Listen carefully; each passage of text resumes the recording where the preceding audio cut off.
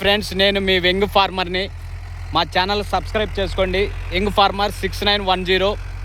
నేనైతే ముందుగా మిరపతోట వేసే పొలాన్ని పరిచయం చేస్తున్నాను. నా పొలాన్ని చూడండి ఫ్రెండ్స్. ట్రాక్టర్ తోలిస్తున్నాను ఈరోజు. ఎందుకంటే ఈ పొలంలో 2 రోజులాగి మిరప మొక్కలు నాటాలి.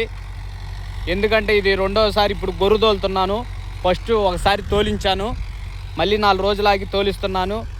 ఎందుకంటే కొంచెం 4 రోజులాగితే చేను బాగా మెదిగిద్దని ఇప్పుడైతే గొర్రు తోలిస్తున్నాను.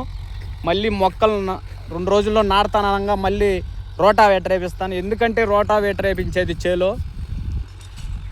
రోటావేటర్ గురించి చెప్తున్నాను ముందుగా.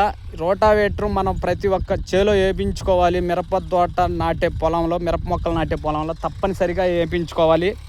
ఎందుకంటే ఎక్కడ అప్ అండ్ డౌన్లు ఉన్న ట్రాక్టరు సదరం ఒక్కొక్కరు కొంచెం లోతు దింపుతారు నాగేలు దుక్కి, అందుకని అలా ఎగుడు దిగుడుగా వస్తుంది.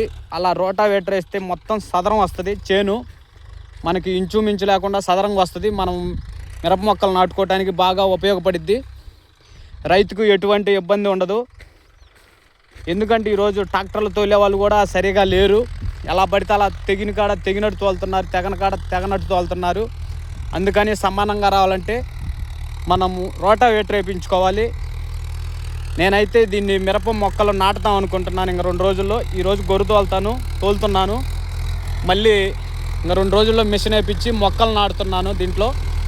ఎందుకంటే ఫ్రెండ్స్, మనం మిరప మొక్కలు నాటేది మంచి పొలాన్ని ఎంచుకోవాలి. ముందుగా మనం దీంట్లో గడ్డి లేకుండా చేయాలి. మనం పొలంలో గడ్డి అనేది పట్టకూడదు. మనం మిరప మొక్కలు నాటాలంటే ఎంత మెత్తగా ఉండాలంటే అంత మెత్తగా ఉండాలి మనం మిరప మొక్కలు నాటే పొలం.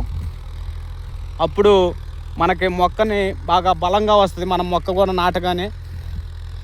ఎందుకంటే మనం ఒక సంవత్సరం పండించే పంట ఒక రోజుతో పోయేది కాదు. అందుకని మనం మంచి జాగ్రత్తలు తీసుకోవాలి.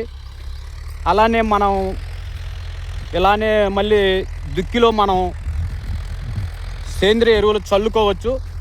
ఎందుకంటే మనం మొక్క 2 రోజుల్లో నాటుతానంగా సేంద్రియ ఎరువులు అనేది చల్లుకుంటే మంచిది. ఇంకా పంటకి మంచి బలాన్ని ఇస్తుంది.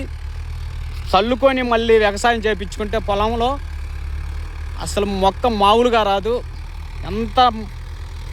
ఎంత ఏపుగా పెరిగిద్ది అంటే అంతగా ఏపుగా పెరిగిద్ది. మంచి ఎరువులు, సేంద్రియ ఎరువులు ఉన్నాయి ఈరోజు మనకి ఎరువుల కొట్లల్లో. ముందుగా మనం మిరప మొక్కలు వేసే పొలాన్ని మంచి పొలాన్ని ఎంచుకోవాలి.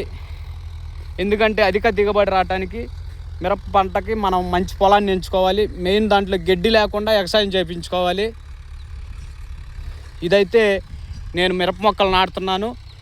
మళ్ళీ మీ ముందుకి మొక్కలు నాటే రోజు ఇంకో వీడియో మొక్కలు నాటే రోజు వీడియో తీసుకొస్తాను. ఎలా నాటాలి, ఎలా చెప్పాలి, మొక్కలు ఎలా నాటాలి, బోదెలా కాలవలా ఎలా అంటే అలా నాటుకోవడానికి మంచి వీడియోతో మీ ముందుకు వస్తాను. యంగ్ ఫార్మర్, బొల్లాపల్లి మండలం, మేళ్ళవాగు విలేజ్, యంగ్ ఫార్మర్ 6910. నా ఛానల్ను సబ్స్క్రైబ్ చేసుకోండి. జై జవాన్, జై కిసాన్.